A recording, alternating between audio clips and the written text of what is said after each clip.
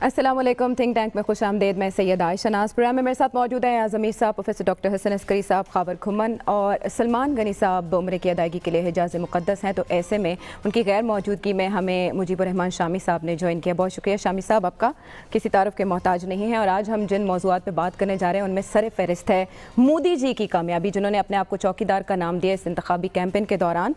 जब वज़ीर आज़म पाकिस्तान ने उन्हें मुबारकबाद दी तो मोदी जी ने जवाब में ये कहा कि वो भी पुरअमन खित्ता चाहते हैं, इसलिए जैसे इमरान खान साहब ने मिलकर काम करने की ख्वाहिश का इजहार किया, उसका उन्होंने जवाब दिया। लेकिन दूसरी तरफ अपनी विक्ट्री स्पीच में वो ये कहते हैं कि कोई भी अब सेकुलरिज्म का लिबादा ओढ़कर मुल्क को धोखा देने की हिम्मत नहीं करेगा। साथ ही उन्होंने कहा कि दुनिया को चाहिए कि अब वो भारत को सुपर पावर तस्लीम कर ले। यहाँ बहुत से सवाल उठते हैं कि पाकिस्तान के साथ ताल्लुकात अब किस नौइयत के होंगे जब वो बड़े मैंडेट के साथ आगे आए हैं। 2014 की निस्बत मुख्तलिफ है अब सूरत हाल, और कहा जा रहा है कि अपनी शख्सियत के बलबूते पर उन्होंने कामयाबी हासिल किया है। यासर देखिए ना, जो अपने आप को वो पेश करना चाहते थे कि मैं एक स्ट्रॉन्ग मैन हूँ, हिंदुस्तान को ख़तरात हैं तो उसकी सिक्योरिटी का सबसे बड़ा जो ज़ामिन है वो मैं हूँ, और हमारी उन्होंने एक स्ट्रॉन्ग नेशनलिज्म को वो जो आप कहते हैं हिंदुत्व है, नहीं वो तो उनका दूसरी चीज़ है, एक कौम परस्ती जो है एज ए नेशनलिस्ट अपने आप को उन्होंने किया। यही उनका मैनिफेस्टो था, यही उनका पूरा कैंपेन में थ्रस्ट और सिम्त डायरेक्शन यही थी। शुरू में बात कोई बन नहीं रही थी, और फिर ये पुलवामा का जो वाक़या हो गया उसने गोया उनकी सारी इलेक्शन कैंपेन का मुहिम में उनको एक जवाज़ और मवाद फराहम कर दिया। फिर पाकिस्तान पे हमला हुआ, वो बेशक बालाकोट पे हुआ, कुछ भी नहीं नुकसान हुआ, हमारा जवाबी हुआ, पायलट उनका आ गया, लेकिन हिंदुस्तान में वो कामयाब हो गए ये तासुर देने के लिए कि देखें नरेंद्र मोदी ने कितना सख्त वो जो है वो आया है। तो हम फिर क्या कहें, वो पुलवामा वाले जो हैं। और फिर एक और बात देखें, वो जिम्मेदारी कबूल कर रहे हैं। मतलब कोई अकल से कोई वो है कि आप उस वक्त अगर कोई दहशतगर्दी का वाक़या मकबूजा कश्मीर में होता, वो बीजेपी के हाथ में खेलने के मुतरादिफ था। तो वो तो बात अब हो गई जी। पाकिस्तान के साथ क्या होगा, वो यही उनकी सोच होगी कि from a position of strength, ताकत की पोजीशन से हम बात करें। जो हमारा अगर ख्याल है कि कश्मीर पे कोई बातचीत होगी तो नरेंद्र मोदी के वज़ीर आज़म होते हुए कश्मीर पे कोई बातचीत वो नहीं करेंगे। ठीक, मुज़ाकरात करेंगे भी अपने टर्म्स पे, अपनी शराइत पे, जल्दी भी नहीं करेंगे। देश हमें खित्ते में अमन रहना चाहिए, हमारा कोई इंटरेस्ट नहीं है कि कशीदगी बढ़े, लेकिन रगड़ के हमें कोई ऐसी बातें नहीं करनी चाहिए कि अब बात होनी चाहिए। जब हिंदुस्तान चाहेगा तो कर ले, फिर वो पहल कर ले। हमें ये तासुर नहीं देना चाहिए कि हम कोई हाथ आगे बढ़ा के मुज़ाकरात का हम मांग रहे हैं, या हम सिसक रहे हैं या हम तरस रहे हैं। लेकिन इमरान खान साहब ने इस उम्मीद का इजहार किया था कि आते हैं दोबारा मोदी जी तो मसला कश्मीर हल हो सकता है। वो इतना बड़ा मैंडेट लेकर आए हैं कि वो अटल बिहारी वाजपेयी जैसा फैसला कर सकें पाकिस्तान के साथ अच्छे ताल्लुकात के लिए।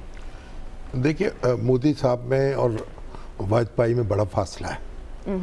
वाजपेयी एक बड़े मुदब्बर शख्स थे, उनकी आप गुफ्तगू सुने, उनका लहजा, उनके अल्फाज, उनकी डिक्शन, उन्होंने उसको हिंदुस्तान को उस तरह से तकसीम नहीं किया था जिस तरह मोदी साहब ने कर दिया। और अक़लियतें जो हैं वो तो ख़ास तौर पर उनसे बिल्कुल, यानी पंजाबी मुहावरे में नक नक है। लेकिन अब जैसे कि अभी अयाद अमीर साहब कह रहे थे, ये भी एक तल्ख़ हकीकत है कि उनको एक गैबी इमदाद मिली है। यानी पुलवामा का जो वाक़या हुआ और फिर बालाकोट देखें, और फिर उसके बाद अब जो उन्होंने ढोंग रचाया सर्जिकल स्ट्राइक का जी, उस सब से एक तासुर उन्होंने दिया कि मैं बड़ा मजबूत आदमी हूँ। और अब सितम बलाए सितम ये कि मसूद अज़हर, जिनका मामला टलता चला आ रहा था कई सालों से, उनके बारे में भी ये हुआ कि उनको टेररिस्ट जो लिस्ट है उसमें बिलाकर शामिल कर लिया गया और चीन ने भी हाथ उठा लिया उससे। तो उसका एक इलेक्शन कैंपेन में मेरे ख्याल उनको एक बड़ी इससे मदद मिली और उनका इमेज ایک اسٹرانگ مین کا ابھرا. اور جو 2014 کا الیکشن تھا اس میں تو انہوں نے معاشی ایجنڈے پر وہ الیکشن لڑا تھا, اور اس وقت وہ ایک سمبل تھے ترقی کا کہ گجرات میں انہوں نے بہت ڈیولپمنٹ کی ہے, وہاں بڑا سرمایہ کاری آئی ہے, اور پورا ہندوستان جو ہے اس کو وہ گجرات بنا دیں گے. لیکن یہ جو الیکشن ہے وہ تو نیشنل سیکورٹی پہ انہوں نے لڑا ہے, اور ایک بڑے اسٹرانگ مین کے طور پر ابھر کے وہ سامنے آئے ہیں, اور ان کی جو اس وقت جیت ہے میرا خیال ایک ریکارڈ ہے. تو اس میں ان سے کوئی توقع زیادہ رکھی نہیں جا سکتی. لیکن آپ یہ دیکھیں کہ یہی مودی تھے جو اچانک پاکستان آ گئے تھے نواز شریف صاحب سے ملنے کے لیے, اور دنیا اس پہ حیرت زدہ تھی. وہ تو ہماری انٹرنل پالیٹکس جو ہے اس نے پھر اس دورے کو بالکل ناکام بنایا یا ہلا دیا, اس کے کوئی مثبت اثرات مرتب نہیں ہو سکے. اور اب بھی اگر اب بھی نعرے لگ رہے ہیں, میں مولانا فضل الرحمان صاحب کی تقریر سن رہا تھا, مودی کا جو یار ہے غدار ہے. اگر ہم اپنی انٹرنل پالیٹکس ہماری جو ہے اس میں ہم اس طرح ڈیوائیڈ ہمارے یہاں رہے گی اور ہم ایک دوسرے سے اسی طریقے سے نبٹتے رہیں گے, تو پھر تو کوئی توقع خاص رکھی نہیں جا سکتی. پہلے تو ہمیں اپنا گھر درست کرنا چاہیے, اور اب ایک متحدہ آواز جو ہے ہندوستان کے مقابلے میں بننا چاہیے. یہ ایک بڑی ضروری بات ہے. Very right. لیکن ڈاکٹر صاحب اگلے 5 سال کے لیے جو سیکولر اسٹیٹ کا تصور ہے انڈیا کا, وہ خطرے میں ہے؟ دیکھیے, سیکولر اسٹیٹ کا تصور تو اب ایک سائٹ پہ چلا گیا ہے, کیونکہ جو یہ انہیں مینڈیٹ ملا اور ہیوی مینڈیٹ ہے ان کا, اس مینڈیٹ کے مطابق تو وہ ہندو کلچرل سویلائزیشنل آئیڈینٹی کو پرائرٹی دیں گے. نہرو والا سیکولرزم کہہ لیں یا گاندھی والا سیکولرزم کہہ لیں, بنیادی طور پہ نہرو والا جو کانسٹیٹیوشن میں تھا, عملی طور پہ تو سیکولرزم پہ بھی ہمیں شکوک ہمیشہ رہے ہیں ہندوستان کے, لیکن نیور دی لیس ایک پروفائل تھی انڈیا کی کہ ڈائیورسٹی کو وہ اکوموڈیٹ کرتا ہے. تو ایک تو یہ ہے کہ یہ اسرٹیو ہوں گے اپنی طاقت میں. لیکن ایک چیز جس کی مجھے حیرانی ہوتی ہے وہ یہ ہے کہ جب ہم بہار کے اندر رزلٹ دیکھتے ہیں, اتر پردیش میں جب رزلٹ دیکھتے ہیں, جتنی ان کو سیٹیں ملی ہیں اتر پردیش میں 57-58 آؤٹ آف 80 ملی ہیں, بہار میں تقریباً سویپ ہے ان کی. وہ ممکن نہیں ہے جب تک کہ لو کاسٹ اور مسلم ان کو ووٹ نہ دیں. اور جو ہمارا خیال تھا کہ یو پی میں اتر پردیش میں سماج وادی پارٹی یا بہوجن سماج وادی پارٹی جو ہے یہ کچھ سیٹیں لے جائے گی, یہ بات نہیں بنی. تو کچھ مسلم اور مائنورٹیز اور لو کاسٹ کا ووٹ ان کو گیا ہے اس کے اندر.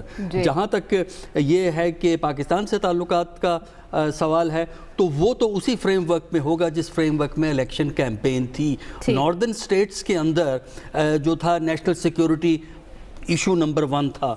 جب وہ ناردرن سٹیٹ سے نکل کے ایسٹرن سٹیٹس میں یا سدرن سٹیٹ میں جاتے ہیں تو وہاں ان کا نیشنل سیکورٹی کا تذکرہ تو ملتا ہے ان کی کیمپین میں, لیکن زیادہ فوکس ان کا ہے انڈیاز گریٹنس, کہ انڈیا بہت بڑی طاقت ہے, انڈیا جو ہے وہ عالمی سطح میں بڑی قوتوں کے ساتھ امریکہ, رشیا, چین اس لیول کا ملک ہے, پاکستان کے لیول کا ملک نہیں ہے. اور اگر مودی صاحب پاور میں رہتے ہیں تو انڈیا جو ہے ول بیکم گلوبل ڈائمینشن کا ایک کنٹری جو ہے وہ بن جاتا. تو اس کی وجہ اس مکس کے اندر پاکستان کے ساتھ یہ ہے کہ ابتداً کچھ 2-1 اچھے سٹیٹمنٹ آپ کو ملیں گے, وہ صرف یہ ہے کہ ویسٹ کو دکھانا ہے کہ ہم بڑے اچھے ہیں. لیکن جب کروشل کوشچنز آتے ہیں, کشمیر آتا ہے, واٹر ایشو آتا ہے, سیاچن کا ایشو آتا ہے, ٹیررزم کا ایشو آتا ہے, تو انڈیا اپنی شرائط پہ بات کرے گا, پاکستان کی شرائط پہ بات وہ برقرار رکھے گا. ہائپر نیشنلزم کی جیسے کہ ابھی بات ہو رہی ہے, خاور بالادستی کا خواب رکھنے والی اب انتہا پسند ذہنیت دوبارہ برسر اقتدار آ چکی ہے,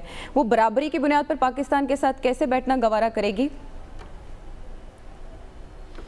عائشہ, پہلے تو جب ہم انڈین الیکشن کے نتائج کے بارے میں بات کرتے ہیں تو آج بھی میں نے تمام جو اخبارات ہیں انڈینز ان کے اداریے پڑھے ہیں, تو وہاں پہ جو کنسنسس یہ پایا جاتا ہے کہ یہ الیکشن مودی جیتا نہیں ہے, یہ الیکشن راہل گاندھی یا کانگریس ہاری ہے. وہ ڈفرینٹ انہوں نے فیکٹرز اس میں لکھے ہوئے ہیں کہ راہل گاندھی نے کس طرح اپنی پارٹی کو ایز این NGO چلایا, اور دوسرا ایک وہاں پہ ایک اور بھی بڑا زبردست مثال کوٹ کی گئی ہوئی تھی کہ ابن خلدن سے تیمور نے پوچھا کہ جی ایک جو خاندان ہے وہ کتنی دیر تک جو اقتدار میں رہ سکتا ہے, تو اس میں انہوں نے کہا کہ 4 جو جنریشنز ہیں وہ رہ سکتی ہیں. پہلے میں پاور ہنگر ہوتی ہے, دوسری جنریشن ہے وہ اس کو سٹیبلائز کرتی ہے, تیسری سہل پسند ہو جاتی ہے, آرام سے زندگی گزارتی ہے, اور چوتھی پہ آ کے وہ اقتدار ختم ہو جاتا ہے. میرے خیال میں ایک وہ بھی سلسلہ ہے. اور جس طرح راہل کو کرنا چاہیے تھی, کیمپین کرنی چاہیے تھی بقول انڈین میڈیا کے, جو انڈین جو عوام ہے, جو انڈین وہاں پہ اہل دانش لوگ ہیں, ان کے مطابق. اگین اب آ جاتے ہیں مودی سرکار جو ہے وہ آئندہ 5 سال ود ان انڈیا یا ہمارے ساتھ ان کے تعلقات کیسے رہیں گے. دیکھیں پوری دنیا میں جب الیکشن کمپینز ہو رہی ہوتی ہیں وہاں پہ جو پولیٹیکل لیڈرز ہیں وہ ایک فیئر فیکٹر استعمال کرتے ہیں. ٹرمپ نے کیا, ابھی بھی ویسٹرن یورپ کے اندر, اب ریسنٹلی آسٹریلیا کے اندر ہوا, ہنگری, پولینڈ, آسٹریا کے اندر بھی جو دائیں بازو کی جماعتیں ہیں وہاں پہ انہوں نے اینٹی امیگریشن, اسلاموفوبیا کا نعرہ استعمال کیا. لیکن جب آپ حکومت میں آ جاتے ہیں تو وہاں پہ جو امپیریٹیوز ہیں, جو اسٹرنگس ہیں, وہ ڈفرینٹ آپ کے ساتھ اٹیچ ہو جاتی ہیں. دیکھیں ابھی جو مودی کو امیجیٹ چیلنجز ہے وہ انڈین ایک جو اکانومی ہے وہ اس وقت بڑے برے حالات میں ہے, اس کو انہوں نے اس میں سدھار لانے کی کوشش کرنی ہے. اور میرے خیال میں چونکہ گجرات میں وہ ایک کامیاب چیف منسٹر کے طور پر رہے ہیں, تو انڈین عوام کی اگر انہوں نے لائف سٹائل یا لیونگ سٹینڈرڈز کو بڑھانا ہے تو اس کے لیے ان کو اکانومی میں بہتری لانی ہے. اکانومی میں بہتری لانے کے لیے میرے خیال میں اس خطے کے اندر ان کو اسٹیبلٹی کی ضرورت ہوگی. چائنا کے ساتھ وہ مراسم میں اور زیادہ بہتری لے کے آئیں گے, اور میرے خیال میں چائنا کا جب کنیکشن آئے گا تو پاکستان کے ساتھ بھی حالات بہتر ہوں گے. میں ذرا تھوڑا سا انتہائی ادب کے ساتھ جو ہے نا اس پہ اختلاف کروں گا کہ پاکستان کے ساتھ بھی بات چیت ہوگی, اور مجھے جو ہے انتہائی مثبت نتائج کی امید ہے. یہ نہیں میں کہوں گا کہ اوور نائٹ جو بالکل ہی سارے معاملات حل ہو جائیں گے, لیکن چونکہ وہاں پہ اب میجورٹی ہے مودی کے پاس تو وہ فیصلہ لینے کی پوزیشن میں ہوگا. اور میرے خیال میں اس پہ جو کچھ لوگوں کا تبصرہ جو ہے کہ مودی فیصلہ کرے گا اور فیصلہ لینے کی پوزیشن میں, اور میرے خیال میں اچھائی کی امید زیادہ بہتر ہے. جی پازیٹیو ہے بہت زیادہ مودی جی سے, مسئلے حل ہوں گے. کس قسم کے مسئلے مسئلہ کشمیر حل ہوگا. بھائی وہ کہتے ہیں کہ اپنی ٹرمز پہ جو ان کا تصور مذاکرات ہے اس کے فریم ورک میں رہ کے وہ بات کریں گے. انہوں نے یہ مہم اس لیے چلائی ہے کہ ہمارا بات شروع ہوتی ہے ہر بات پہ کشمیر سے, ہم شروع کرتے ہیں کہ کشمیر پہ ہونی چاہیے بات, کشمیر پہ وہ بات نہیں کریں گے, وہ دہشت گردی پہ بات کریں. ان کا وہ ہے, وہ کہیں گے سارے معاملات لائیں. جیسے یہ تو نریندر مودی ہیں, جو کانگریس کی حکومتیں تھیں جو ہم نے پہلے کمپوزٹ ڈائیلاگ کیا تھا, کمپوزٹ ڈائیلاگ میں جہاں اور بہت سارے ایشوز تھے اس میں ایک کشمیر بھی تھا. اور پھر اس کے بعد جا کے 1-2 واقعات ہوئے تھے, انہوں نے کمپوزٹ ڈائیلاگ کا فریم ورک بھی ابینڈن کر دیا تھا, اور انہوں نے کہا کہ نہیں ہم ایسے بات کریں گے. ہم تو اس پوزیشن میں نہیں ہیں کہ ہم فورس کر سکیں.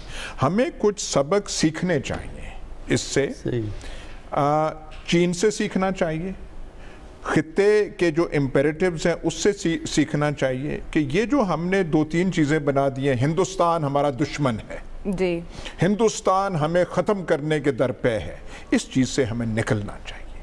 ہم کوئی کھلونا ملک نہیں ہے, 20 کروڑ 22 کروڑ کی آبادی. لیکن ایسا وہاں تو یہی بکتا ہے چورن, جو آپ ہمیں کہہ رہے ہیں کہ ہمیں ایسے نہیں کرنا چاہیے. وہاں الیکشن پاکستان کے ساتھ دشمنی پہ لڑے جاتے ہیں. بھائی وہ لڑتے رہیں نا, وہ لڑتے رہیں. جیسے ہم نے کہا پلوامہ کا انسیڈنٹ, ان کے ایک ہاتھ میں چیز آ گئی, وہ وہاں پہ ایسے کرتے رہیں, پر ہمیں تو اس میں نہیں. ہم جو یہاں پہ کرتے ہیں, ہم یہاں پہ الیکشن مہم نہیں کرتے, اس میں نہیں کرتے. نا, ہم یقین کرتے ہیں. اچھا, ہمارے جو سوچ رکھنے والے طبقات ہیں وہ یقین کرتے ہیں کہ ہندوستان ہمارا دشمن ہے, ہندوستان ہمیں ختم کرنا چاہتا ہے, نہرو نے فلانا کہا تھا اور وہ پاکستان کو ایسا کرنا. ہمیں اس چیز سے تھوڑا نکلنا چاہیے. کشمیر مسئلہ رہے گا, تائیوان مسئلہ ہے, پر تائیوان پہ چین جو ہے وہ کیا کہتے ہیں, اس نے کوئی وہ سارے وہ جو ہے سارے تعلقات ہندوستان سے توڑ دیے ہیں. ان کا ٹریڈ جو ہے $100 بلین ہے کنٹینیو، ہندوستان اور چین کا. تائیوان کا مسئلہ ہے، اروناچل پردیش کا مسئلہ ہے، بارڈر کا مسئلہ ہے، لداخ کا مسئلہ ہے. وہ تمام کے تمام تسویہ طلب مسائل، اور چین کا موقف ہے کہ یہ ابھی تک حل نہیں ہوئے. لیکن وہ ایک نارم، ہم جو ہیں ہمارے مسائل رہیں گے، آج بھی رہے گا، کشمیر کا مسئلہ 50 سال 100 سال بعد بھی رہے گا. لیکن باقی تو ہم تھوڑا سا اس معاملات تو کریں. جس قسم کا ہمارا بارڈر ہندوستان کے ساتھ ہے، دنیا میں صرف ایک ہی اور بارڈر ہے، شمالی اور جنوبی کوریا. اس میں تو تبدیلی، یہ ہمیں سوچ تبدیلی لانے کی ضرورت ہے. بہت اچھے. ایک اور چیز میں بعد میں کہہ دوں گا، سیکولرزم کا آپ کو اتنا فکر لاحق نہیں ہونا چاہیے. سیکولرزم کے بارے میں بات کرنا، ہم تو کسی پوزیشن میں نہیں ہیں. وہ ہندو ریاست بن رہے ہیں، ہم مسلم ریاست ہیں، تو ہم تو ایک اس لحاظ سے فلسفیانہ طور پہ تو ہم قریب آ گئے. ٹھیک ہے، لیکن وہ جیسے ابھی یہ بات کر رہے ہیں یار صاحب، ایک تو یہ کہ تعلقات چلے بہت اچھے نہ ہوں، معمول پر ہی آ جائیں. ایسی امید ہے کہ تجارت بحال ہو جائے گی، جو ڈیوٹیز لگائی گئی ہیں وہ ذرا کم ہو جائیں گی. دیکھیں جو ان کا تصور ہے نا ہندوتوا کا، وہ بڑا ایک مختلف تصور ہے. وہ تو جینے کا حق دینے کو تیار نہیں ہے جو نان ہندوز کو، اقلیتوں کو. اور ہماری جو ریاست ہے اس لحاظ سے تو بڑی مختلف ہے. لیکن دیکھیں ہم کوئی پوائنٹ آف اسٹرینتھ سے کوئی بات چیت کرنے کی پوزیشن میں نہیں ہے اس وقت. ہماری اکانومی کی حالت دیکھ لیجئے. 22واں پروگرام IMF کا ہم لے کے آئے ہیں، $6 بلین ہمیں ملنے ہیں 3 سال میں، اور ہم بغلے بجا رہے ہیں اس پہ. اور انہوں نے ایک پروگرام لیا ہے IMF کا، اللہ خیر صلی اللہ، اس کے بعد ان کی اکانومی اپنے پاؤں پہ کھڑی ہے. تو وہ ڈیولپ کر رہے ہیں، گرو کر رہے ہیں. اور ہم جو ہے اب پھر دہشت گردی کے حوالے سے پاکستان جتنا پریشر میں اب آیا ہے، میرا خیال ہندوستان کبھی اس طرح کی پیش رفت پہلے نہیں ہوئی تھی کہ اتنے دباؤ میں پاکستان آ جائے. اور پاکستان نیشنل ایکشن پلان کے اوپر اپنی ضرورت کے تحت کارروائی کر رہا ہے، مگر ہندوستان جو ہے اس کو بھی اس کا فائدہ پہنچ رہا ہے. تو اس لحاظ سے تو میں نہیں سمجھتا کہ ہم کوئی اپنی ٹرمز پہ معاملات کرنے جا رہے ہیں. بات چیت ہوگی. جب پاکستان کی پوزیشن بہت اچھی تھی ماضی میں، اس وقت بھی بات چیت سے کوئی نتیجہ نہیں نکلا. بھٹو کے اور سورن سنگھ کے مذاکرات دیکھ لیجئے، اس کے بعد نہرو کے بوگرا کے مذاکرات دیکھ لیجئے، اس کے بعد بھٹو صاحب جب وہاں گئے تو یہ یعنی اگرچہ شملہ معاہدہ کر لیا، لیکن اصل بات یہ ہے کہ ہم یہ اگر سمجھیں کہ چٹکی بجاتے ہی مسئلہ حل ہو جائے گا اور ہماری ٹرمز پہ ہوگا اور ہماری خواہشات پوری ہو جائیں گی، ہمیں اس پہ غور کرنا ہوگا اپنے معاملات پر، اور اپنا ایجنڈا جو ہے اثر نو اس کو ترتیب دینا ہوگا. ٹھیک. لیکن ہاں جی، جو جیسے ہی کہہ رہے ہیں کبھی معاملات ایک خاص نقطے سے آگے نہیں بڑھے، تو پھر کیسے بڑھیں گے، کیسے سالو ہوں گے؟ پاکستان کو اس سٹیج پہ اتنا پریشان ہونے کی ضرورت نہیں ہے کہ مودی جی دوبارہ آ گئے ہیں. دیکھیں نا، پچھلے 3-4 سال سے مودی مئی 2014 میں آئے ہیں. اگست 2014 سے آپ کا ڈائیلاگ سسپینڈڈ ہے، تو اگست 2014 سے اب ہم دیکھ لیجئے 2019 سے بیٹھے. پاکستان کا گزارا ہو رہا ہے، پاکستان چل رہا ہے، تعلقات خراب ہونے کے باوجود انڈیا کے ساتھ. بٹ انٹرنیشنلی لابنگ کا ایفیکٹ ہوتا ہے، یہ تو آپ مانیں گے. اب جیسے مثال شامی صاحب نے بھی دی. دیکھیں وہ میں ابھی میں انٹرنیشنل لابنگ کو بھی ڈیل کر لیتا ہوں. دیکھیں اس میں یہ ہے کہ اگر 2-4 سال اور بھی آپ کے تعلقات جو ہیں وہ اسی طرح چلتے رہتے ہیں، فرق نہیں پڑتا. اس لیے کہ جہاں تک زیادہ زیادہ جیسچر جو ویسٹ کو دکھانا ہے، مودی نے ویسٹ کو یہ بھی دکھانا ہے نا کہ وہ فرینڈلی ہے. اصل میں شرارت پاکستان کرتا ہے، ہم تو دوست ہیں. لہذا وہ ہو سکتا ہے ویزے پہ جس طرح ریسٹرکشن زیادہ ہے، ویزے کی ریسٹرکشن ایز کر دیں، تھوڑی بہت تجارت اس میں بڑھ جائے، لیکن بیسک ریلیشن شپ کے سٹرکچر میں تبدیلی نہیں ہوگی. نہ ہی پاکستان کو فکر کرنی چاہیے. پاکستان کو یہ کرنا چاہیے کہ اپنی طرف توجہ دے، اپنے آپ کو زیادہ مستحکم کرے، اپنی بارگیننگ پاور انٹرنیشنل لیول پہ بڑھائے. اور انٹرنیشنل لنکیجز جب آپ وہ بڑھا لیں گے، اس کے بعد آپ کے لیے انڈیا کو ڈیل کرنا آسان ہے. وجہ اس کی یہ ہے کہ انڈیا کا جو تصور سیاست ہے اس خطے کے لیے، وہ تصور سیاست یہ ہے کہ اوبیڈینٹ ہمسائے، برخوردار قسم کے ہمسائے ہونے چاہیے جو ان کی بات سنیں. اب وہ برخورداری میں پاکستان خراب کرتا ہے، برخورداری نہیں کرتا. ظاہر ہے پاکستان کی حیثیت باقی ممالک سے جو اس خطے کے ہیں زیادہ بہتر ہے، نیوکلیر پاور ہے. تو اس میں پاکستان کو اس وقت انڈیا سے جو بھی ریلیشن شپ ہیں وہ ٹھیک ہے وہ جیسچر دیں گے آپ بھی جیسچر دیجئے، لیکن یہ پریشان نہ ہوئیے کہ دیکھیے یہ ہونا چاہیے وہ ہونا چاہیے، یہ نہ لگے کہ ہم ان سے کوئی خیرات مانگ رہے ہیں۔ خیرات ہم مغرب والوں سے مانگتے رہتے ہیں وہ پیسے کی، لیکن یہ خیرات آپ نہ مانگیں۔ دوسرا جو ہے ایک اور چیز اپنے ذہن میں رکھیے گا، ایک ڈپلومیٹک ایشو آنے والا ہے۔ کیا وہ ڈپلومیٹک ایشو یہ ہے کہ آپ کو یاد ہوگا کہ 2014 میں مئی 2014 میں جب انہوں نے اوتھ لیا تھا جو رسم تاج پوشی ان کی ہوئی تھی، اس میں سارے ساؤتھ ایشیا کے لوگوں کو بلایا تھا انہوں نے، لیڈروں کو۔ اس بات کا خطرہ ہے کہ اس دفعہ بھی بلائیں، انویٹیشن عمران خان صاحب کو پہنچ جائے۔ خان صاحب جائیں گے۔ اس میں میرے نزدیک پاکستان کو نہ پرائم منسٹر کو جانا چاہیے نہ وزیر خارجہ کو جانا چاہیے، ایک جیسچر کے لیے ایک میسیج تو بھیج دیا، ایک اور لیٹر جا سکتا ہے کہ ان کو کانگریچولیٹ کرنے کا، اور اس کے علاوہ جو ہمارا ایمبیسڈر وہاں ہے دلی میں، وہ جو ہائی کمشنر کہلاتا ہے، وہ پاکستان کو ریپرزینٹ کرے، لیکن یہاں سے ڈیلیگیشن نہیں جانا چاہیے، تھوڑا سا ڈسٹنس سے آپ بات کریں گے تو آپ کو عزت ملے گی۔ وزیر اعظم پاکستان نے بھی تو انویٹیشن خبر بھیجا تھا جب ان کی سیرمنی انوائٹ کیا تھا، اچھا نہیں کیا تھا، بہرحال یہ خبروں میں تو آیا تھا کہ وہ ایسا چاہ رہے ہیں، لیکن بعد میں شاید ایسا نہیں کیا گیا تھا خبر۔ اگر وزیر اعظم کو انویٹیشن جاتا ہے کیا ارادہ رکھتے ہیں وزیر اعظم؟ سوچا تو ہوگا، ظاہر ٹویٹ کیا، اب آگے بھی سوچ رہے ہیں؟ ویسے اب پروفیسر صاحب نے رائے دی ہے، میری رائے میں اگر انویٹیشن آتا ہے تو میرے خیال میں ضرور عمران خان کو جانا چاہیے، میری تو اس پہ سیدھا سا رائے یہی ہے۔ دیکھیں جو ابھی شامی صاحب نے تھوڑا سا ذکر کیا نا کہ ہماری جو انٹرنل پولیٹکس ہے، آپ خوش قسمتی سمجھ لیں، جو ایک کو انسیڈنٹ سمجھ لیں، whatever you may call it، کہ اس وقت انپریسیڈنٹڈ ہمارے ہاں سول ملٹری جو تعلقات ہیں وہ بڑے اچھے چل رہے ہیں، ایک ہی پیج پہ ہیں، آپ لوی ڈوی ہیں، بالکل کسی طرح کا کوئی اس میں جیسے کہہ رہے ہیں کہ اتنے زیادہ وہ آپس میں ملے ہوئے ہیں کہ درمیان میں سے ہوا بھی نہیں گزر رہی۔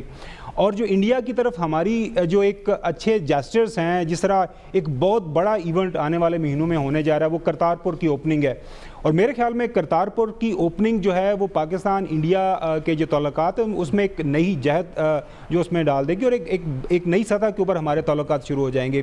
اور جہاں تک بات ہے عمران خان کی، انڈیا دیکھیں عمران خان کی سرٹن لیول پہ انڈیا کے اندر فالوئنگ ہے، میں ہرگز یہ نہیں کہہ رہا کہ جی ہمیں انڈیا کی جو شرائط ہیں اس پہ بات مان لینی چاہیے یا انڈیا ہماری شرائط پہ بات مان لے گا، ایسا ممالک کے درمیان نہیں ہوتا۔ کشمیر کا مسئلہ جب بھی حل ہونا ہے تو وہ ایک کثیر جہتی ایک کوشش ہونی ہے جس میں ایک ملٹی لیٹرل جو ہے فورسز انوالو ہوں گی، چائنا، رشیا، امریکہ سارے مل ملا کے، کیونکہ یہ دنیا کو ادراک ہو چکا ہے اس بات کا کہ اس خطے نے اگر پراسپر کرنا ہے، اگر آپ کو افغانستان میں پیس چاہیے، اگر آپ کو ساؤتھ ایشیا کے اندر پیس چاہیے، تو میرے خیال میں کشمیر کا مسئلہ حل کیے بغیر نہیں ہو سکتا۔ اور پاکستان انڈیا کے تعلقات بے شک ہماری تجارت بھی اچھی ہو جائے، باقی معاملات بھی چلیں، لیکن جب تک کشمیر کا مسئلہ رہے گا یہ ہلکی پھلکی موسیقی چلتی رہے گی، اور میرے خیال میں امید اچھے کی کرنی چاہیے۔ اور چونکہ اب مودی کے پاس ایک مینڈیٹ ہے، وہ ایک ان کنونشنل کو فیصلہ لے سکتے ہیں، اور لیٹس سی واٹ ہیپنس، لے سکتے ہیں ان کنونشنل غیر مقبول فیصلے کریں گے۔ کچھ تھوڑا سا ہم اپنے ذہن صاف کر لیں، کشمیر کا مسئلہ حل نہیں ہو رہا، نہ آج نہ کل، لانگ ٹرم میں وہ ہوگا، جا کے پھر ہوگا، اس چیز کو ہمیں نکال لینا چاہیے۔ ہندوستان نے ہماری معیشت ٹھیک نہیں کرنی، وہ ہم نے خود کرنی ہے، یا بگاڑ کرنی ہے یا اچھا کرنا، ہندوستان ہمیں مدد کوئی نہیں دے سکتا۔ ہم نے اپنا گھر ہمیں ٹھیک کرنا چاہیے، اور دست بدستہ وہ جو 2-3 ہمارے کرم فرما اور مہربان ہیں ان کو اب کہنا چاہیے کہ جی آپ اپنے محاذوں سے ریٹائر ہو جائیں۔ اچھا، جو ہمارے یہاں پہ چوبرجی میں، اب نام مجھے یاد نہیں آ رہا، اور وہ بہاولپور میں جو ہیں وہ تو قریباً ریٹائر ہو چکے، بس ٹھیک، ان سے بس کہہ کہ جی اب بہت ہو گیا، اگر آپ توجہ کریں گے تو ریٹائر ہی رہیں گے بس، اور اگر آپ نے ارادہ بدل لیا تو پھر اور بات ہے۔ ان سے وہ کرنا چاہیے، اپنا وہ ہمیں وہ ٹھیک کرنا چاہیے، جب وہ کوئی ایسی ہوائیں چلیں گی تو ہمارا ہو جانا چاہیے۔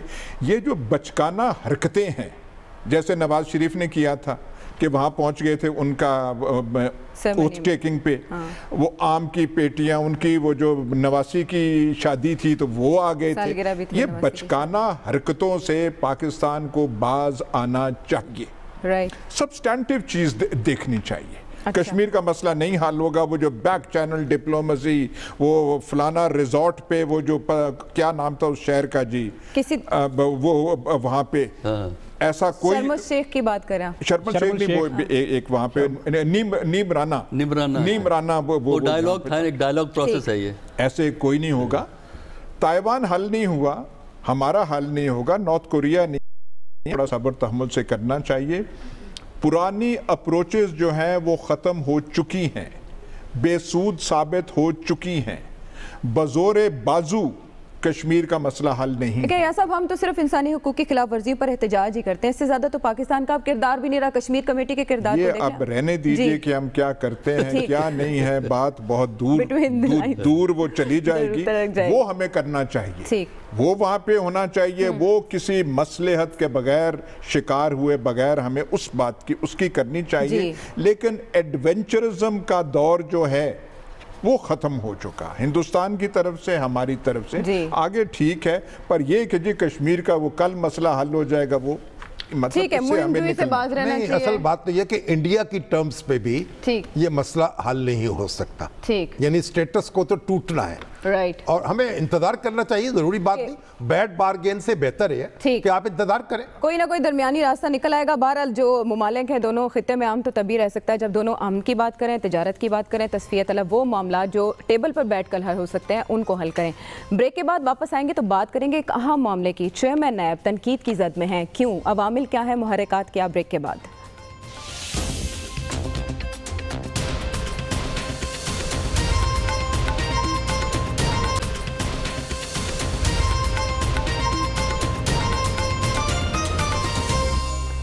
Welcome back to the show. नाज़रीन, कुछ दिन पहले एक अखबार में कॉलम छपता है, उसके बाद चेयरमैन नैब प्रेस कॉन्फ्रेंस करते हैं और तनकीद की जद में आते हैं, अपोजिशन की जानिब से लत्ते लिए जाते हैं, और अब एक बार फिर एक किरदार कुशी की मुनज़्ज़म मुहिम जो है वो उरूज पर है। नैब की जानिब से तरदीद तो की गई है, जो खबर चलाई गई निजी चैनल पर, और कहा गया ये हक़ाइक़ के मुनाफी है, क्योंकि एक ब्लैक मेलर ग्रुप है जिसके खिलाफ कार्रवाई की जा रही थी, तो इस नौइयत की कार्रवाई उसकी जानिब से की गई। ये जो इदारे की कारकर्दगी है उस पर इफ़ेक्ट होगा ये सब इन चीज़ों का, और रुकावट क्या है असल में काम करने में? देखिए, पाकिस्तान जैसे माशरे में ऐसा जो है वो बात बन जाती है, क्योंकि हमारे माशरे में इक़दार जो हैं एक ख़ास किस्म की हैं। मैंने तो सिर्फ सुना है कि ऐसे गुफ्तगू और ऐसे, और ये कोई उसमें ये है कि कोई पैसे का लेन देन हुआ है? नहीं सर, ऐसी कोई बात, या कोई रिश्वत वो दे रहे हैं या कोई ले रहे हैं, ऐसी बात नहीं है, नॉट एट ऑल। इस किस्म की गुफ्तगू जो है किसी और माशरे में, वो तो या तो उसे नॉर्मल लिया जाएगा या लोग हंस देंगे उससे। फ्रांस के सदर जो थे वो फ्रांसवास होलांद, वो तो अपने उनकी एक से ज़्यादा गर्लफ्रेंड थी जी, और वो तो बतौर सदर वो स्कूटर पे बैठ के, वो हेलमेट पहन के, पता नहीं एलिजे पैलेस से पता नहीं कहाँ वो जाते थे, तो लोग वहाँ फ्रांसीसी हंस देते थे। तो यहाँ पे जो बहुत काबिल मजम्मत चीज़ें होती हैं पाकिस्तान में, वो काबिल मजम्मत नहीं समझी जाती। आप डाके डालें वो ठीक है, आप जायदादें बनाएं वो ठीक है, आप रिश्वत लें और दें वो सब ठीक है, जायज़ है। आप पता नहीं यहाँ से लेके समुंदर पार तक आपकी जायदादों की एक लंबी फहरिस्त हो, वो सब जायज़ है, उसमें कोई नहीं है। लेकिन जो सिताई चीज़ें हैं जिनमें हम पड़ जाते हैं, उनको, हाँ ये बात है, आप एक पोजीशन पे होते हैं तो आपसे एक तवक्को की जाती है कि वो अंग्रेज़ी का लफ्ज़ है प्रोप्राइटी, राइट, उसको उर्दू में पता नहीं क्या कहेंगे, कि प्रोप्राइटी जो है वो वहाँ पे हो। लेकिन हमें तो जिंदा दिली लगी है, कोई ऐसी बात नहीं है। हाँ, कोई पैसे का लेन देन होता, कोई जायदाद का होता, कोई ये कहते कि हाँ जी फलाने केस में हम कोठी दे रहे हैं, सिर्फ वो तो बात है। आपको पैसे के लेन देन पर ही एतराज जो जाहिर है काम ही वहाँ पर ये वो मुझे उस पे बड़ी दिलचस्प आपकी इंटरप्रिटेशन है जी, उसके बगैर पता नहीं ये फिक़ा की, लेकिन या फिक़ा याजिया की, ठीक है, लेकिन नहीं देखिए, असल बात ये है, पहले तो ये तय होना चाहिए कि ये जो ऑडियो है और जो वीडियो है ये असली है या फैब्रिकेट किया गया है, क्योंकि उनके जो नैब के बयान में ये बात कही गई है कि ये एक यानी फैब्रिकेशन है ये जी, یعنی کسی نے اس کو جال سازی کی ہے جی، تو اس بات کا تو پہلے طے ہونا چاہیے نا کہ یہ ساری گفتگو، یہ ساری جو منظر یہ اصلی ہیں یا کسی نے کوئی ٹرک کی ہے، اس سے اس کو کمیٹی بنا دیں جو مسلم لیگ نون کہہ رہی ہے، وہ تحقیقات کر دیں۔ اب ایک بات، دوسری بات دیکھیں، اصل میں اس میں جو الجھن آ گئی نا، بہت زیادہ الجھن یہ آئی ہے کہ ایک جس چینل سے یہ خبر چلائی گئی، نشر کی گئی، اس کے جو مالک ہیں نا وہ وزیر اعظم کے قریبی حلقے میں ہیں، ان کے ایڈوائزر سمجھے جاتے ہیں، میرا خیال شاید ہیں بھی، اس سے بھی ایک پیچیدگی واقع کر دیا گیا، ہو گیا۔ اس سے ایک تحقیقات کی ضرورت تو ہے، اور اگر یہ ساری جال سازی ہے نیب نے جس طرح دعویٰ کیا ہے تو پھر اس پہ تو کڑی سزا ملنی چاہیے۔ وہ سارے لوگ جو ہیں منظر عام پر آنے چاہیے جنہوں نے اس طرح کی بیہودہ حرکت کی ہے، یعنی اس لحاظ سے میرا خیال بڑی سنگین نوعیت کی بات ہے یہ، جس کو آپ صرف نظر انداز نہیں کر سکتے اور آگے نہیں بڑھ سکتے، کیونکہ یہ مسلسل زیر بحث رہے گی یہ بات۔ لیکن اپوزیشن کہہ رہی ہے یہ حکومت کی جانب سے کیا گیا، حکومت کہہ رہی ہے کہ اپوزیشن کے خلاف کیسز تھے اس لیے چیئرمین کو ٹارگٹ کیا گیا بے بنیاد۔ دیکھیں وہ تو کوئی ایسی حیرانی کی بات نہیں ہے، اپوزیشن اور گورنمنٹ ایک دوسرے کو ہر چیز کا بلیم دیتے ہیں، لہذا اگر اپوزیشن کہہ رہی ہے کہ حکومت نے کیا اور حکومت کہتی ہے انہوں نے کیا، کوئی ایسی نئی بات نہیں ہے۔ دیکھیں اس میں دو تین چیزیں دیکھنے والی ہیں، ایک تو یہی ہے کہ وہ ویریفیکیشن ہو سکتی ہے جو آڈیو آئی ہے، اوتھینٹسٹی کی، ویریفیکیشن کر لیں۔ دوسرا یہ ہے کہ دونوں واقعات سے ایک بات اور بھی واضح ہوتی ہے، جو پہلا وہ کالم کا تھا، اب یہ تھا کہ تھوڑا سا محتاط ہونا بھی ضروری ہے ہمارے جیسے معاشرے کے اندر، جہاں بہت سی چیزیں جو دوسرے ممالک میں نارمل سمجھی جاتی ہیں کوئی نوٹس تک نہیں لیتا، ہمارے ہاں ایک بڑا ایشو بنتا ہے۔ اور اس سے زیادہ اہم یہ ہے کہ پاکستان میں ایک اور بڑا مسئلہ ہے، وہ یہ ہے کہ ہم نے کیا کلچر ڈیولپ کیا ہے۔ ہمارے ہاں جو سوسائٹی کا جو بیہیویئر کا کلچر ہے وہ یہ ہے کہ اگر ادارے آپ کی مرضی کے نتائج پروڈیوس نہ کریں، آپ اداروں کی لیجیٹیمیسی کویسچن کر دیں، یا جو اداروں میں بیٹھے ہیں یا اداروں پہ گند اچھال دیں، اور آج کل تو بہت آسان ہے سوشل میڈیا کی وجہ سے۔ تو ہمارے ہاں جو ہم نے سکھایا ہے لوگوں کو، ہمارے لیڈران نے، ہمارے قائدین نے، وہ تو یہی ہے نا، اکڑ جاؤ، ایسی تیسی دیکھی جائے گی، دوسرے پہ اس سے بڑا اٹیک کر دو کہ اس سے پہلے کہ وہ آپ پہ کوئی اٹیک آئے، آپ اس کو اٹیک کر کے اس کو اس قابل نہ چھوڑو کہ کچھ وہ کر سکے۔ تو یہ کلچر جب جس معاشرے میں اس قسم کا کلچر ہو تو میرے نزدیک احتیاط عام حالات کی نسبت زیادہ ہونی چاہیے۔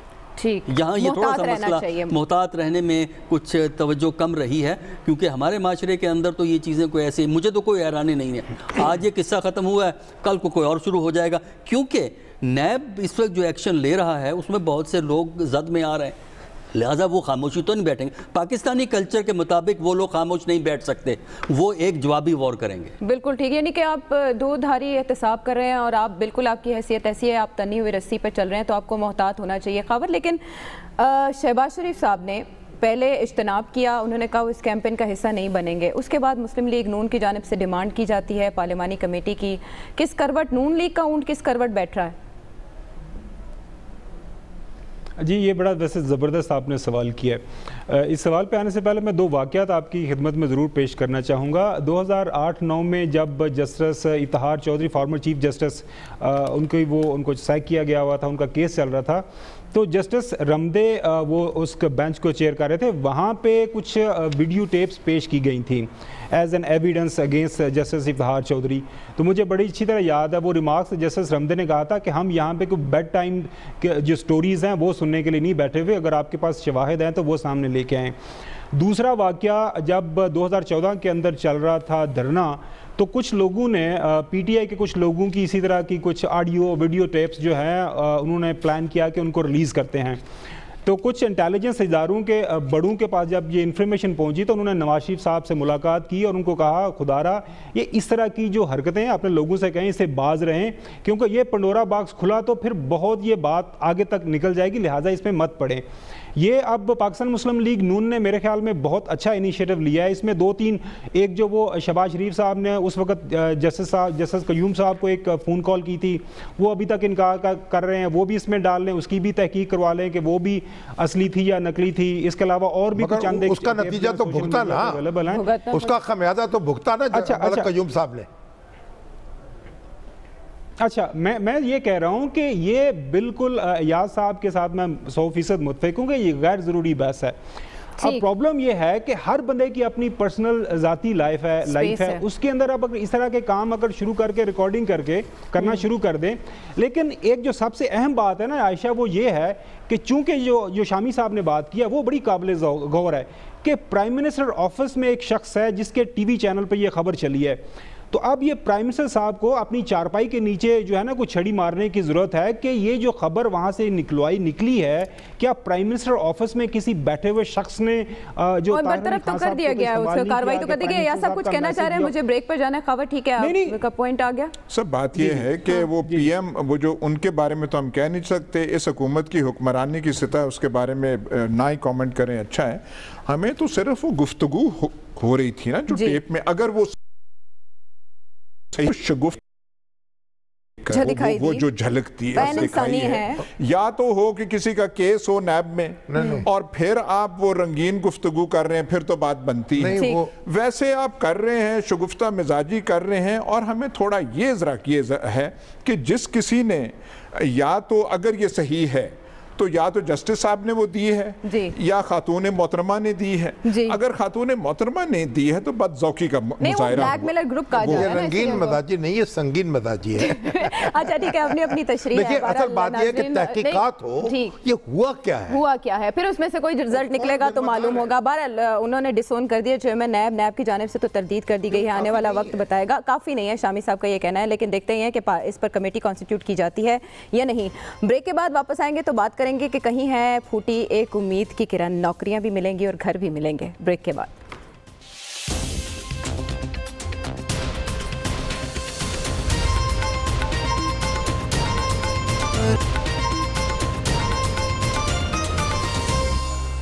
ویلکم بیک ٹو دا شو. ناظرین, جب سے حکومت برسر اقتدار رہی ہے مسلسل تنقید کی زد میں ہے. کہا جا رہا ہے جو وعدے کیے گئے وہ پورے نہیں ہو رہے, لیکن ایسے میں ایک وعدہ ایسا ہے جو کہ وفا ہونے جا رہا ہے. وزیر اعظم پاکستان کی جانب سے پہلی بار یہ اقدام کیا گیا تھا کہ جو بے گھر افراد تھے ان کے لیے عارضی پناہ گاہوں کا انتظام کیا گیا تھا, اور اب مستقل پناہ گاہیں بھی ملیں گی, اپنا گھر بھی ملے گا. اور یہ ہے نیا پاکستان ہاؤسنگ اسکیم. 40 سے زائد صنعتوں کی ترقی بتائی جا رہی ہے اور کہا جا رہا ہے کہ 60 لاکھ افراد کو روزگار ملے گا. ایاز صاحب, آر یو ہوپ فل؟ وہ ہونا چاہیے اگر ایسی چیز ہے, کیونکہ گھروں کے نام پہ بہت ساری وہ اسکیمیں جو ہیں اعلان کر دی جاتی ہیں, پھر وہ پائے تکمیل تک نہیں پہنچتی. محترم شہباز شریف صاحب نے آشیانہ ہاؤسنگ اسکیم کا بہت وہ چرچا ہوا تھا, پھر ان سے چلی نہیں تھی. پھر ایک پرائیویٹ سیکٹر کے آدمی تھے, ان کی مدد لینی پڑی اور پھر جا کے کچھ اس کا ایک نمونہ ملا. وہ اسکیم چلی نہیں, لیکن ان کو قید ہو گئی اس کی وجہ سے. پر پھر وہ آشیانہ اسکیم وہ سارا کچھ وہ ختم ہو گیا. انہوں نے بھی وہ چیز کہی تھی. باتوں سے ہٹ کے مطلب ٹھوس کام جو ہے اگر کوئی کر سکے تو پھر اس میں کچھ نتیجہ برآمد ہو سکتا ہے. ہاؤسنگ اس ملک کا پرابلم ہے, لیکن ہاؤسنگ کا علاج یہ نہیں ہے جو آپ یہ ہاؤسنگ کالونیز جو بنائی جا رہے ہیں. ہر شہر جو ہے, ہر شہر کا وہ سمت کوئی, اس کا باؤنڈری کوئی نہیں رہی, وہ بنی جا رہے ہیں, بنائی جا رہے ہیں, یہاں سے لے کے گوادر تک بن گئے. غریب کا حال تو کچھ ٹھیک نہیں ہوا. غریبوں کو تو گھر نہیں ملے. وہ تو آپ جیسے اور ڈاکٹر صاحب جیسے جو ہیں صاحب ثروت لوگ جو ہیں وہی حاصل کر سکتے ہیں. غریب آدمی جو ہیں ان کا تو نہیں ہے. تو اگر یہ غریب تک رسائی ہوتی ہے اور اس کا جو ہے ڈسٹریبیوشن صحیح طریقے سے, اس کا جب یہ پہلے اعلان کیا تھا عمران خان صاحب نے, اس کا ریسپانس ایسے تھا جس سرائے میں ہم قیام کرتے ہیں وہاں کے جو کام کرنے والے ہیں وہ پوچھتے تھے جی وہ کہاں سے فارم ملیں گے اور ہم کیسے جمع کرائیں کہ ہاؤسنگ اتنا پرابلم ہے. تو اسے نعرے سے بڑھ کے اس پہ ٹھوس کام کرنے کی ضرورت ہے, اور ٹھوس کام ہوگا تو یہ بہت ہی ایک مثبت. بالکل ٹھیک ہے, پیش رفت اچھی ہوگی. عوام کو کم از کم صرف خواب نہیں دکھائے جائیں گے, تعبیر بھی ملے گی. کالونیز کے بجائے نا اپارٹمنٹس بنائے جا رہے ہیں تاکہ تیزی سے بڑھتی ہوئی آبادی کو اکاموڈیٹ کیا جا سکے. شفافیت کو کیسے یقینی بنائیں گے, وہ بھی عمران خان صاحب؟ نہیں, اصل میں اب اس میں پرائیویٹ پبلک پارٹنرشپ ہوگی نا. اب انہوں نے کہا کہ ہم 10 لاکھ گھر سالانہ بنائیں گے, اور 4 لاکھ تو دیہی علاقوں میں, 2 لاکھ قصبوں میں اور 4 لاکھ شہروں میں. یعنی دیکھیے یہ گھر جو ہے نا, پہلے میں تو سمجھتا ہوں پاکستان میں جو بڑے مکانات ہیں نا ان پر پابندی لگنی چاہیے پہلے تو. یعنی میں اس وقت حد سے حد جو 1 کنال سے زیادہ بڑا مکان نہیں بننا چاہیے. کچھ بھی ہو جائے, اگرچہ میں سمجھتا ہوں اس سے بھی نیچے تھوڑا اور چھوٹا کر لیں, 10 مرلے پہ چلا جائے, لیکن ایک کنال سے تو کسی صورت کوئی مکان بڑا نہیں بننا چاہیے. ہاؤسز دیکھیں نا اور فارم ہاؤسز شہروں کے اندر, اسلام آباد میں, لاہور میں, اور کتنی جگہ گھیری جا رہی ہے. لیکن بہرحال اس سے قطع نظر دیکھیے مودی صاحب جو ہیں انہوں نے بنائے ہیں 1.5 کروڑ گھر بنایا ہے انہوں نے, اور میں ایک جگہ دیکھ رہا تھا کہ 9 کروڑ ٹوائلٹس بنوائے ہیں انہوں نے جی.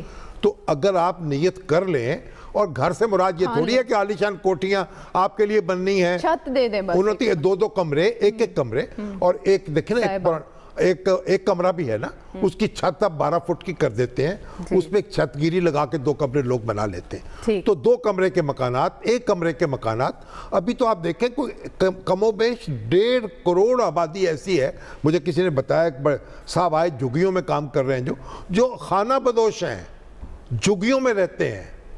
تو آپ یہ ایک بڑا اچھا کام ہے, بشرطے کہ ہو. بالکل, صرف اب 9 مہینے ہو گئے نا اس وقت تو گورنمنٹ کو آئے ہوئے, تو ابھی تک اس میں پلاننگ ہو رہی ہے, اب کچھ کام شروع کر دینا چاہیے. ٹھیک ہے, گراؤنڈ پہ دکھائی دینا چاہیے. لیکن جو نوکریاں ملنے کی بات کی جا رہی ہے, صنعتوں کے فروغ کی بات کی جا رہی ہے اس منصوبے سے, پروفیسر صاحب وہ کیسے ہوگا؟ دیکھیں وہ تو ہے, دیکھیں بیسیکلی آئیڈیا بہت اچھا ہے, کیونکہ آپ کے ہاں سلمز ہیں, آپ کے ہاں کچیاں آبادیاں ہیں, وہ ان سے نجات حاصل کرنے کا ایک طریقہ یہی ہے کہ حکومت جو ہے چاہے خود یا پرائیویٹ پبلک پارٹنرشپ سے چھوٹے چھوٹے جو ہے نا اپارٹمنٹس کریٹ کرے, جس میں بہت سے لوگ ہو جاتے ہیں. تو جب آپ یہ کام شروع ہوتا ہے, کنسٹرکشن کا کام شروع ہوتا ہے, تو ڈاؤن سٹریم انڈسٹری چل رہی ہوتی ہے. اس سے جو ہے اینٹوں والوں کا کاروبار ہے, مزدوروں کا کاروبار ہے, مستریوں کا کاروبار ہے, باتھ روم کا ایکوپمنٹ ہے, بلڈنگ کے دروازے ہیں, کھڑکیاں ہیں, فرش ہیں, یہ سارا کا سارا کام جو ہے ڈسٹریبیوٹ ہو جاتا ہے, اور اس سے لوگوں کو کام نکلتا ہے. تو میرا خیال یہ ہے کہ پہنچا سکتے ہیں. تو اس لیے حکومت کو لازم ہے کہ توجہ دے, اور اس میں اگر تو اس کی ڈیلیوری شروع ہو جاتی ہے, 1.5 سال کے بعد ہمیں نظر آنا شروع ہو جاتا ہے کہ پروجیکٹ بن گیا ہے, تو میرا خیال لوگوں کو تسلی ہوگی, اور اس سے بہتر اور بڑی کوئی کنٹریبیوشن نہیں ہوگا.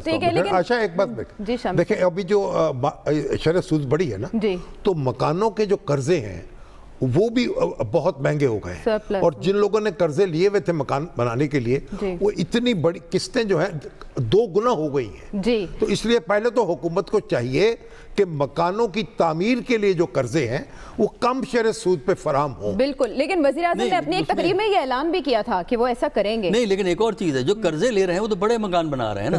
ہم تو غربا کے مکانوں کی بات کر رہے ہیں, 2 کمرے 3 کمرے والے. اگر آپ اس کے لیے حد مقرر کر دیں نا, 10 مرلے تک, 5 مرلے تک, 10 مرلے, کچے آبادیوں کے لیے, کچی بستیوں کے لیے پہلی بار کسی نے یہ احساس کیا.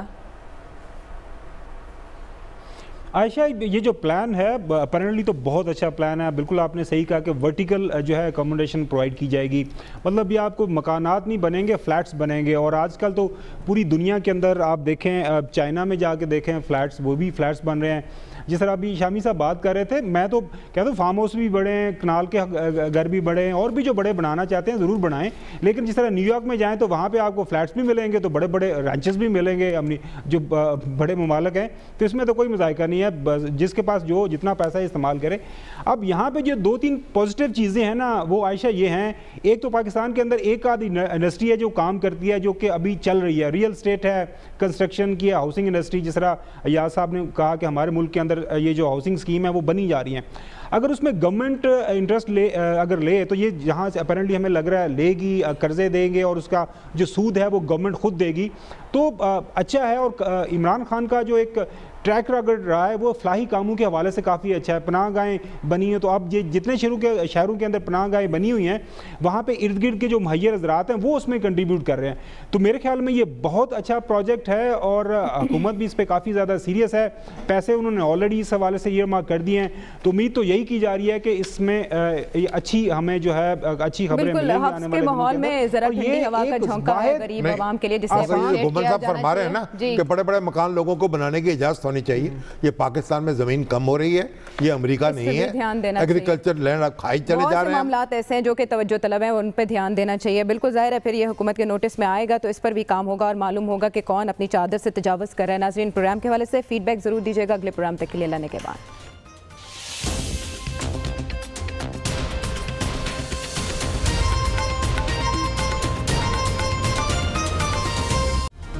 Hi, it's Sayyeda Shanaz here. Thank you for watching Dunya News. For more videos and updates, don't forget to click the subscribe button. Keep watching Dunya News.